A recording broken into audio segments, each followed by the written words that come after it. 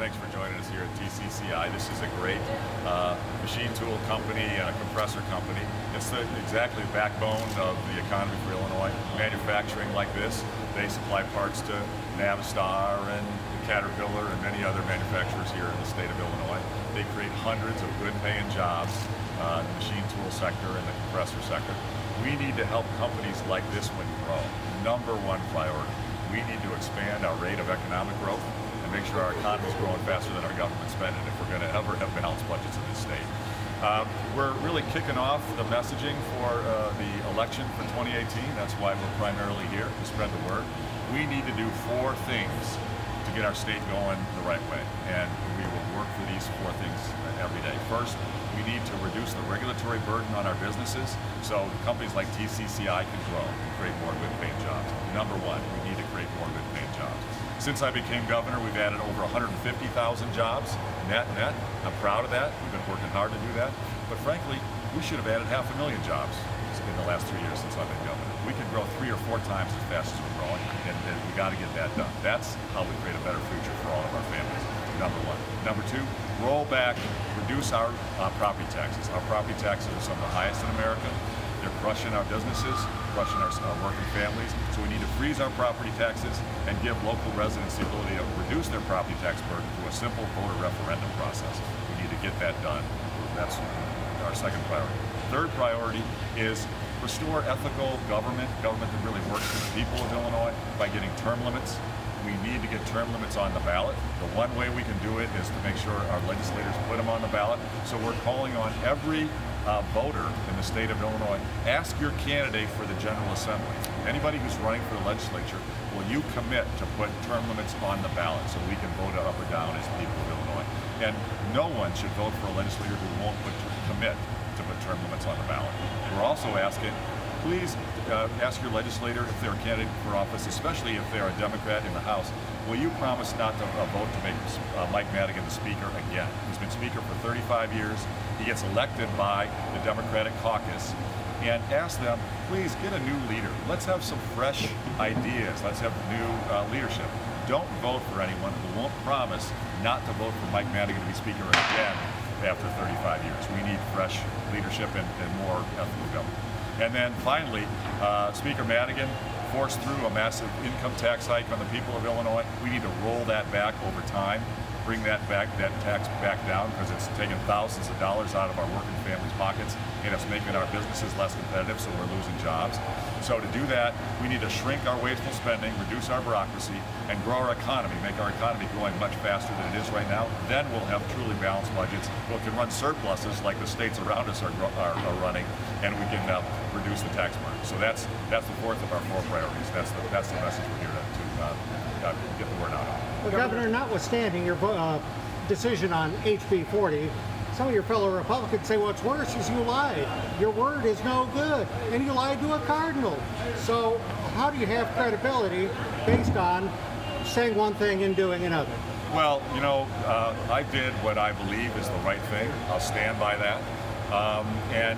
What we can agree on is we've got to grow more jobs. What we can agree on is we should have term limits on our elected officials.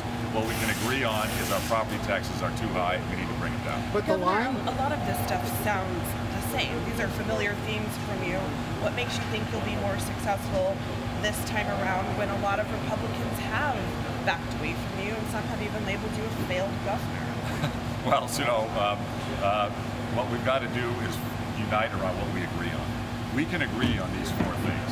And if everybody, whether you're a Democrat or Republican, everybody in the state of Illinois agrees on these 4 things. Bring down our property taxes, roll back the income tax hike, get term limits on elected officials, and help our businesses create more jobs. There's a lot of controversy on other things. Reasonable people can reasonably disagree. It's okay. Everybody can agree on those 4 things, Democrats and Republicans. That's how we'll get it done. Us coming together. This is a movement. This is really not about Democrats against Republicans. This is about the people of Illinois pushing back against the broken system. Career politicians who've been in power for too long, running the system so they make money as politicians for themselves, while the people of Illinois end up hurting. This is what we got to change. Governor, so that's why it's not really a partisan. Governor, Speaker Madigan's going to be Speaker at least another year. What do you realistically anticipate being able to accomplish all these goals that you've laid out?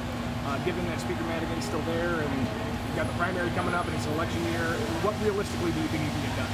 Well, so I believe that we can stop many bad things from happening. We've been able to stop a lot of the worst things. Speaker Madigan wanted to spend a lot more. Speaker Madigan wanted even more tax hikes.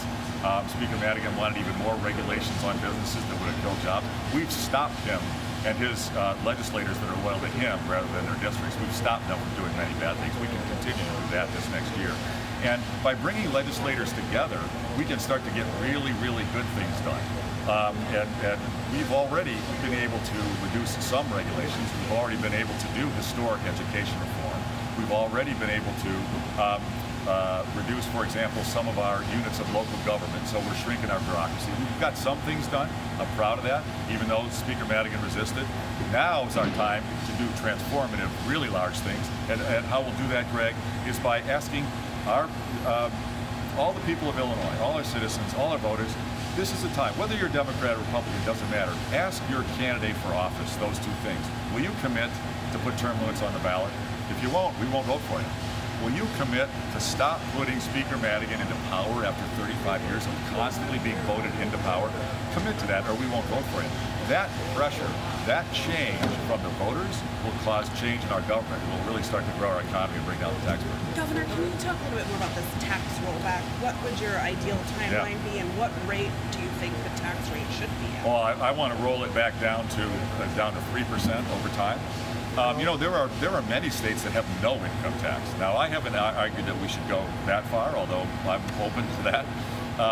But there's no reason that we can't bring that income tax hike back down to 3%. Over what time period? Over the next few years. How do you do that with you not have a huge deficit already or having a hard time cutting the budget Democrats? So here's the key. We waste billions of dollars in pension costs, in Medicaid, in the size of our government bureaucracy. If we work together to shrink those costs, and I've recommended ways to do that. So far, Speaker Madigan's legislators have not wanted to do pension reform. They've not wanted to help us on some of the Medicaid reform, but we can get it done if we get reform-minded legislators in place.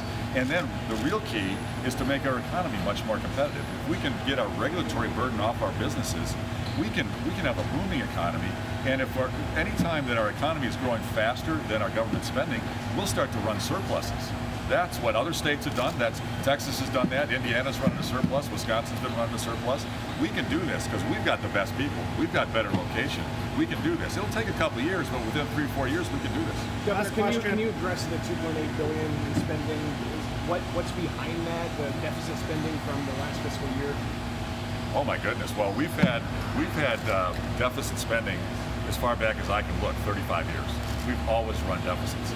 We're not honest about it. They haven't been honest in the past. They just skip pension payments and say we balanced our budget. That's borrowing from the pensions at 7%. We've been doing that for decades. So this is not new that we're running a deficit. We've been running one for 35 years under Speaker Madigan's control. It's the reason we have out of control debt, unfunded pension liabilities, unpaid bills. People say, well, we didn't have a budget for 2 years, that caused a problem. That's not the case. What's happened is 35 years of deficits has caused our problems. And right now, the deficit, as you point out, is well over $2 billion.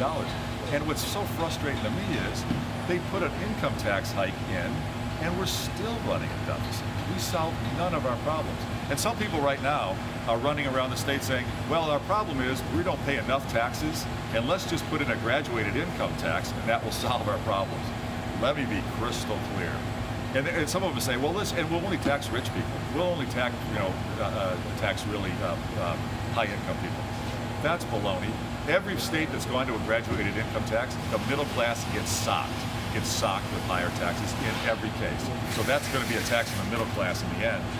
But raising the income tax will not solve our problems. You can just go look at New Jersey. Any of you could call anybody you know in New Jersey, ask them, how's your tax situation there, and how's your balanced budget? They've got very high graduated income tax, very high property tax. They can't balance their budget. They're running massive deficits. They can't pay their pensions. New Jersey, New York, Connecticut, California, they've got huge graduated income tax. They can't balance their budget, and they're running huge deficits. More taxes can't solve our problem. We need more economic growth, and we can do this, and we need to reduce the spending. That's the answer. Thank you, everybody. Thanks very much, everybody. Relationship been like Thank you.